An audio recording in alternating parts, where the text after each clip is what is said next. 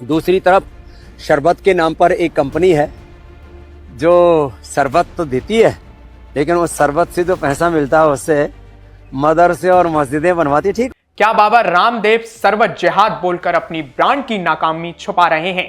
विदेश में हलाल, भारत में जिहाद। क्या ये बाबा रामदेव की दोहरी सोच नहीं? क्या पतंजलि अब योग नहीं, विवाद और धर्म के नाम पर चल रही है?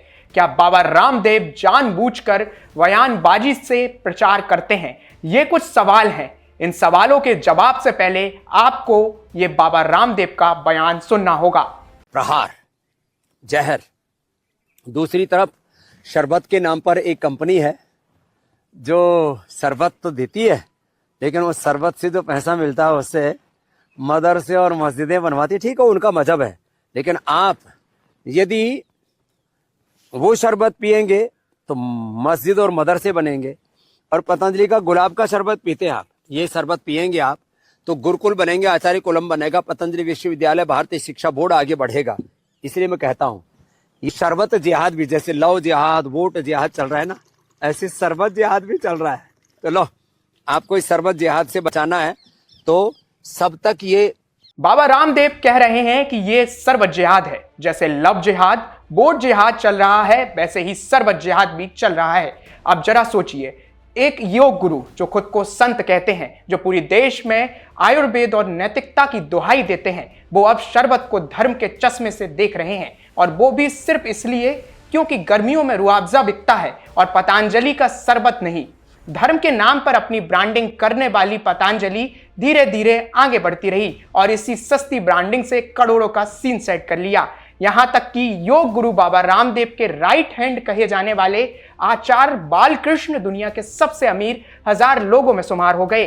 लेकिन सवाल यह है कि रुआवजा पर निशाना साधते हुए बाबा रामदेव का असली टारगेट क्या है? उनकी दोहरी मानसिकता क्या है? वजह सीधी है, बाजार से मुकाबला। और जब ब्रांड से नहीं जीत सकते तो धर्म के नाम पर लोगों को भड़काएं।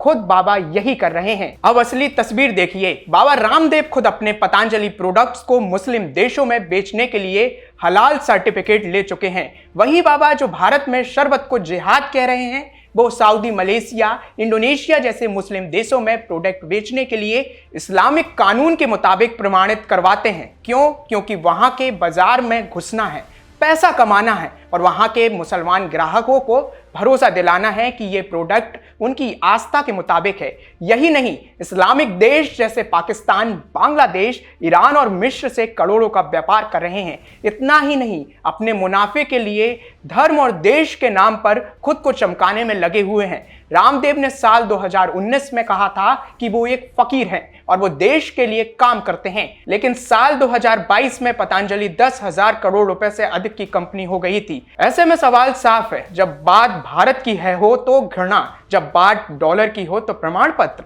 भारत में शरबत को जिहाद कहो, लेकिन अरब में वही शरबत हलाल बन जाता है। क्या यह व्यापार की मजबूरी है या फिर दोहरी मानसिकता का कारोबार? लेकिन ये बाबा रामदेव पर कोई पहला विवाद नहीं है। इससे पहले भी बाबा रामदेव ने कभी एलोपैथी को बेवकूफ विज्ञान कहकर डॉक्टरों को गाली दे दी, तो कभी कोरोनिल बेचकर कोविड की दवा का ही ढोंग कर दिया।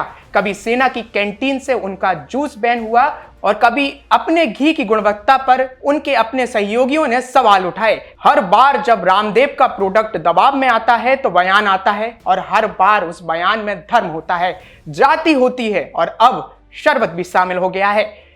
क्या अब बाबा रामदेव योग सिखा रहे हैं या नफरत बांट रहे हैं? क्या पतंजलि का कारोबार अब प्रचार से नहीं, ध्रुवीकरण से चलता है? जब बाहर डॉलर चाहिए तो हलाला बोलो और जब भारत में पैसा चाहिए तो जिहाद चिल्लाओ। देश और दुनिया की तमाम खबरों के लिए देखते रहिए इंडिया न्यूज।